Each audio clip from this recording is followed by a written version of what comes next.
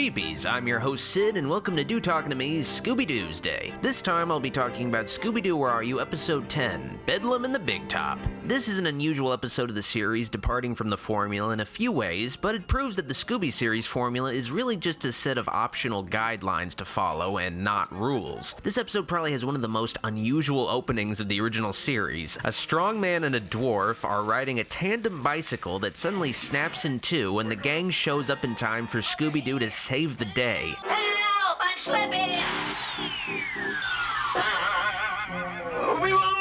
Honestly, with Max, you can see right here Wizard of Oz's strong, pervasive influence on the depiction of dwarves in media for multiple decades. I'm Max the Midget, and the big fella is Samson the Strong Man. Max and Samson are apparently circus performers. What? No way! And they're fleeing from the nearby circus that is supposedly also cursed. If I were you, I'd get out of this neck of the woods, and fast. Instead of just driving through to whatever destination the gang was on their way to in the middle of the night, they decide to, of course, investigate the circus run by Mr. Barnstorm, who claims that the circus is haunted by a ghost clown, which is apparently a superstition common to all circuses. When the ghost clown appears in your circus, you might as well quit. Wild. Unusually for the gang, though, they decide to just leave and mind their own business, but hopefully also unusually, the gang realizes that they left Scooby back at the circus. Hey, where's Scooby-Doo? Scooby encounters the ghost clown himself, who reveals his gimmick of hypnosis, which I never really thought of as something that clowns do. The idea of a clown hypnotizing people is honestly a pretty chilling concept. The ghost clown is probably the first genuinely terrifying villain on the show. This is a rare villain with a vaguely supernatural ability that isn't just an illusion. The episode makes excellent use of both the setting of the circus and of the villain's use of hypnosis. You shall not work in this circus.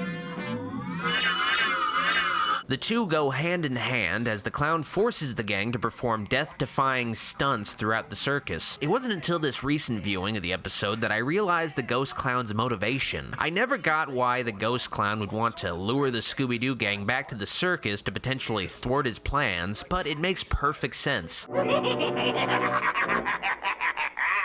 He wants the Scooby Gang to basically kill themselves while looking like they're performers in the hopes that this scandal will shut the circus down for good. It's a pretty dark implication here. The Ghost Clown isn't the typical costume villain trying to find treasure or extort people for money. No, he's trying to murder some kids. When I blow this whistle, you won't be a lion tamer. You'll be a tasty snack. The mystery of the episode itself is interesting because, well, there isn't much of a mystery. There's little in the way of actual suspects. No clues are collected. The gang is given very little time to actually investigate. The story of the episode is instead the gang barely trying to keep each other from dying under the influence of a ghost clown's coin-driven suggestion. It's a very simple, small-scale story, but it works well because of the various set pieces, like Shaggy becoming a lion tamer, and the fact that in this case, the gang is in genuine danger and there are real stakes. Admittedly, though, the episode does rely on quite a bit of padding, especially a sequence where Daphne rides a unicycle that just feels like it's there so the animators can reuse an animation cycle for 3 minutes. It gets old after a while. Oh, what? Hey! Will you tell me what I'm doing in this silly costume? Something I also recently noticed about this episode is that Scooby, Shaggy, and Daphne are the only characters that get hypnotized, and I wonder if this was an intentional choice. You are brave, and that's a fact. You will do the high wire act. There's a sort of cerebral aspect to this episode, almost an exploration of the gang's psyches and relationship dynamics at play here. The clown removes the inhibitions of the cowardly characters and makes them brave enough to perform reckless acts they'd never dare do. Fred and Velma are left unhypnotized, and I wonder if the ghost clown only targeted the least intelligent characters with the weakest wills to hypnotize, sort of like a Jedi mind trick. The ghost clown doesn't bother hypnotizing Fred, he just locks him up in a closet and goes after Daphne instead. Watch the pretty coin of gold, and you will do as you are told. It would have been interesting to see what could have been done with a hypnotized Fred and Velma, but I guess the creators just couldn't imagine these much more straight-laced characters being manipulated like that. Another departure from the norm is that halfway into the episode, the characters set a trap for the villain instead of the usual last few minutes of the show. Shaggy and Scoob are the bait, of course, but are coaxed into this role not with Scooby snacks, but a giant sandwich that Daphne produces out of thin air. She could be out solving world hunger right now. The trap doesn't ultimately work though, because of course you can't cage a ghost clown. Look! The one in the cage is gone! In the end though, as another big departure from the norm, Shaggy and Scooby actually figure out how to beat the villain by holding up a mirror to his coin and using his hypnosis against him. I don't know why the ghost clown didn't notice the mirror though. I guess he was just really in the zone.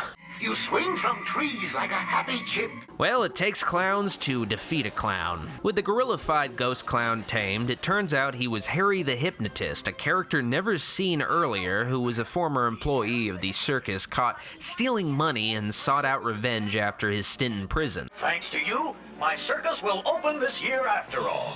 After this, the gang enjoys the circus with Shag and Scoob themselves a part of the act. They're certainly a freak show. Who needs clowns when you have these two? Bedlam in the Big Top is a solid episode and a departure from the norms in a lot of ways. I just wish it more fully explored its premise. I give this episode 4 boxes of Scooby snacks out of 5. Want a double dose of Scooby every Tuesday? Support the channel on Patreon or channel memberships and you'll get a bonus episode commentary. The link to this episode's commentary on Patreon is in the description below. If you like this episode, like it, and if you loved it, subscribe for more and click the bell icon to keep track of when future videos and live streams go live. I'd like to thank the true Wolfulite supporters of the Dr. Wolfula Patreon and channel memberships for their pledges. Their support is greatly appreciated and helps the channel continue to grow. Thanks guys. See you all in the next episode of Do Talking to Me. Jeepies.